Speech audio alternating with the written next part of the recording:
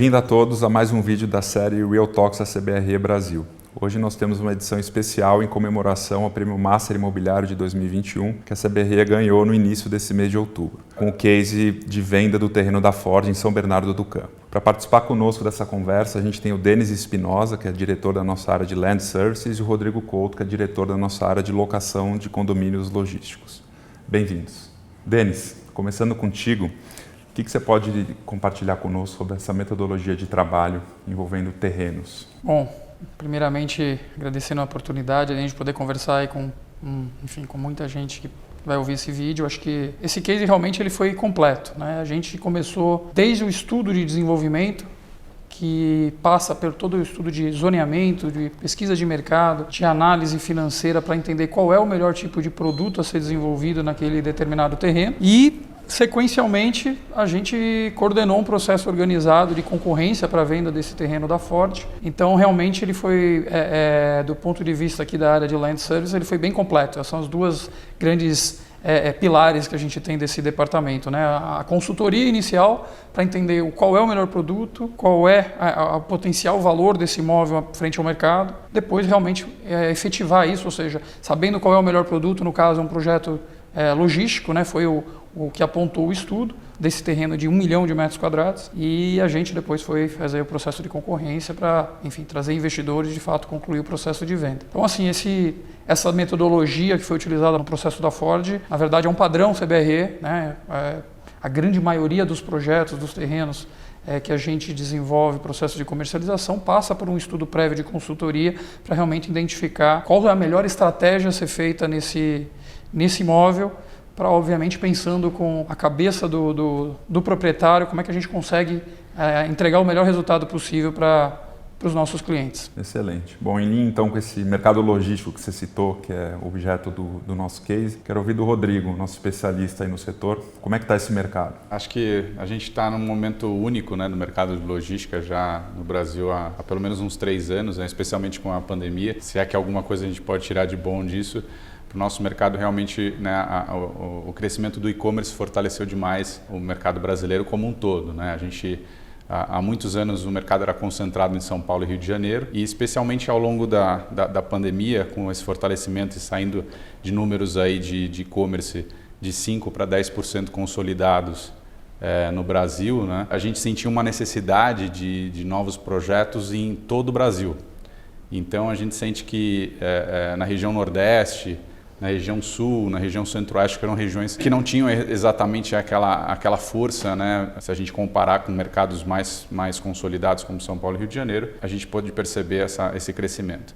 Alguns números, assim, só para a gente discutir aqui. A gente já está chegando a números próximos a 4 milhões de metros quadrados em absorção no Brasil, bruta. A absorção líquida, que mostra realmente um crescimento desse mercado, nós estamos falando em 2,5 milhões de metros quadrados. Em termos de expectativa, tá? Na verdade, a gente já teve 2 milhões e a perspectiva é de 2,5 milhões. E a gente tem aí um novo estoque razoavelmente controlado. Isso é uma pergunta que todo mundo faz, né? Assim, o novo estoque é muito grande, tem muita gente desenvolvendo, muita gente olhando esse mercado.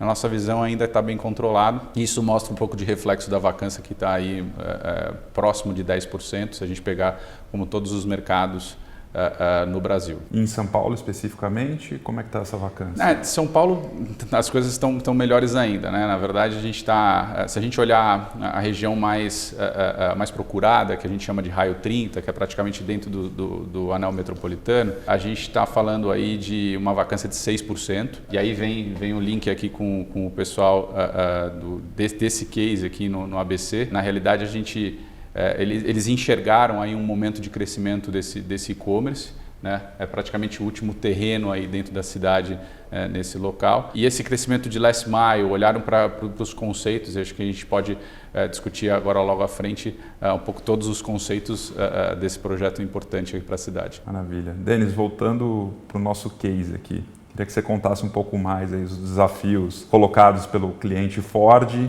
e os resultados aí obtidos no processo de concorrência organizado pela CBRE. Então, fazendo um link com o que o Rodrigo falou há pouco, realmente, na época que a gente fez o estudo, a gente analisou esse mercado logístico, na época estava com 7,8% de vacância, hoje a vacância está em 2,8%, 2,6%. Então, realmente, essa tendência de queda de vacância que a gente observou no mercado do ABC aconteceu, e isso tudo embasou, né, todas essas estimativas do que aconteceria com vacância e com preços na região, embasou todo o processo de comercialização, onde a gente fez realmente uma concorrência, onde a gente abordou mais de 50 grupos, recebemos 10 propostas de aquisição. A totalidade dessas propostas superaram um montante de mais de 4 bilhões de reais. O consórcio ganhador, né, chegou num preço de 545 milhões, pagos em dinheiro à vista.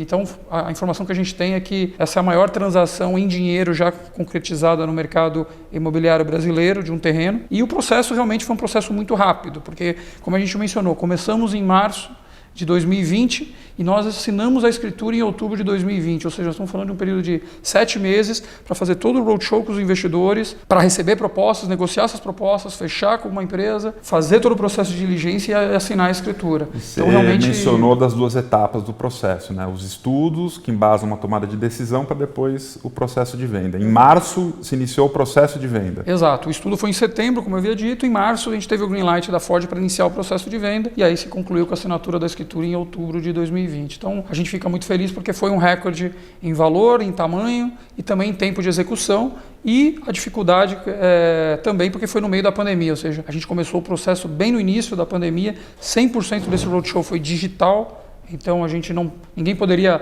visitar o site, fazer reuniões presenciais, então foi tudo feito com reuniões através das plataformas digitais aí de reuniões, e ainda assim a gente conseguiu chegar no resultado e ainda premiado aí com o Prêmio Massa. E a parte de marketing, nesse novo modo aí de se fazer negócio, o que vocês trouxeram aí para o processo? Pois é, a gente teve que fazer um vídeo onde tivesse todas as características, o zoneamento, análise de mercado e também toda a parte interna do imóvel, né? Porque como os investidores não poderiam visitar em loco, eles precisam entender como é que estava o imóvel. O imóvel era uma antiga fábrica, eles poderiam ou não utilizar as estruturas lá, se utilizassem, qual que seria esse custo para retrofitar, e se não utilizassem, qual é o custo para colocar isso abaixo.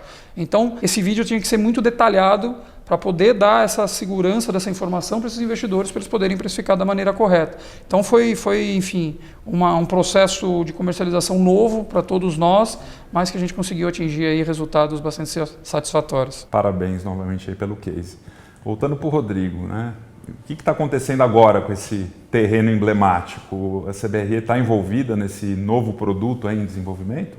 Sim, fomos. Aliás, agradeço ao Denis pelo case e a continuidade na comercialização, né? Nós iniciamos um processo de comercialização recentemente. O projeto ainda está em análise, né? Na verdade, ainda não tem toda a conceituação, ainda não fomos divulgado na mídia, né? Porque o empreendimento ainda não tem o nome correto que será levado a mercado, mas a gente já está trabalhando todos os conceitos principais, os diferenciais do projeto. E, na verdade, até é fácil falar de diferenciais naquele empreendimento, né? Se a gente for falar um pouco sobre quais são as questões mais relevantes para o empreendimento logístico, eu acredito que nós vamos dar um check em praticamente todos nesse empreendimento, né? Esse empreendimento, em termos de localização, ele está no coração, vamos dizer, da cidade, na zona sul de São Paulo, um empreendimento com uma escala monstruosa, né? 460 mil metros quadrados de desenvolvimento. Naturalmente, o projeto ele tem como especialidade, né, e como conceito principal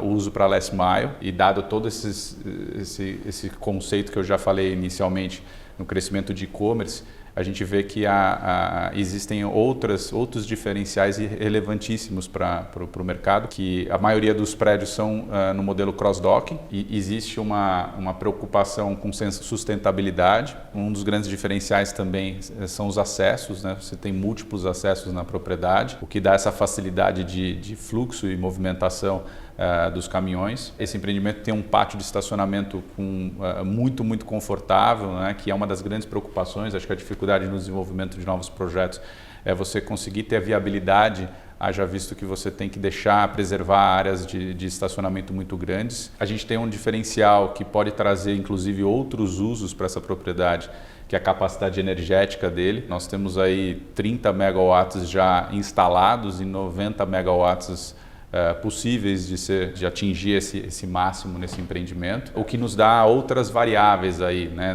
Tanto como a indústria automotiva que estava lá e utiliza bastante dessa capacidade, mas também como indústrias diferentes aí chegando, como é o caso de data centers, né? Então crescendo e com uma conectividade grande também lá na região que auxilia essa oportunidade.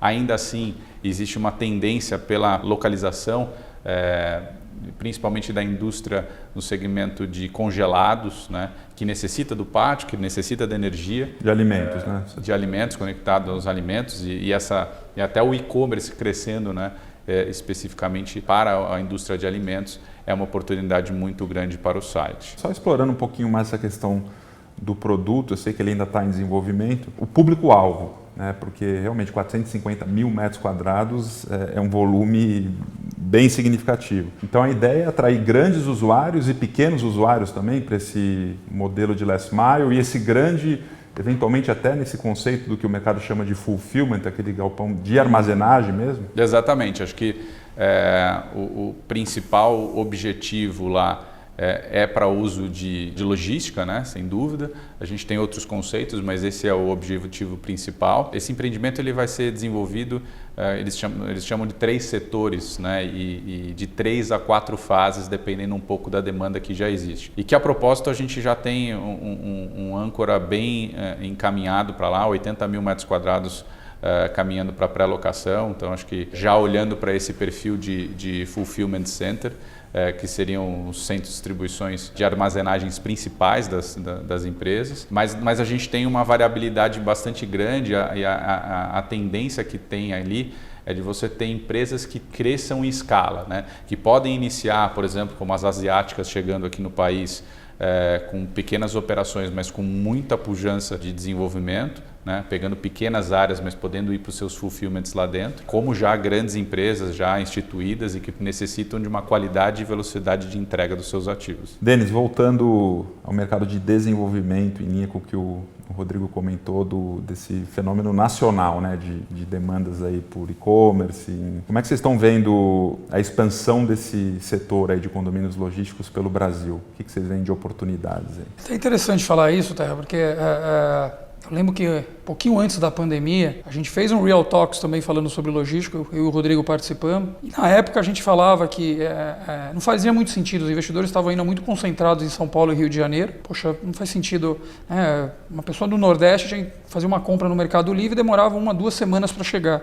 Não fazia sentido ter essa concentração só no Sudeste. Mas naquele momento, 1 ano e meio, 2 anos atrás, o mercado de investimento ainda era muito reticente a realmente fazer investimentos fora desse eixo Rio-São Paulo, que é onde tem a maioria dos condomínios e é um mercado, obviamente, que tem um volume maior, então acaba tendo um risco menor. Mas a gente viu que realmente, durante a pandemia acelerou, né, o mercado do e-commerce, acelerou as demandas, acelerou o apetite desses investidores e isso realmente começou a ter um movimento de pulverizar realmente o interesse desses investidores, né? Então, a gente pode citar, ao longo da pandemia, né, além do case da Ford, a gente coordenou aí em torno de uns 10 processos de comercialização de terrenos logísticos, os quais boa parte já foram vendidos e boa parte estão em diligências, que em termos de volume, só para a gente mostrar o quanto o mercado está aquecido, a gente está falando em termos de valor de terreno em torno de 1,5 bi essas transações. Então, um volume muito forte. E foram transações que ocorreram em Cajamar, foram transações que ocorreram em São Paulo, na Marginal Tietê, na Moca, um outro projeto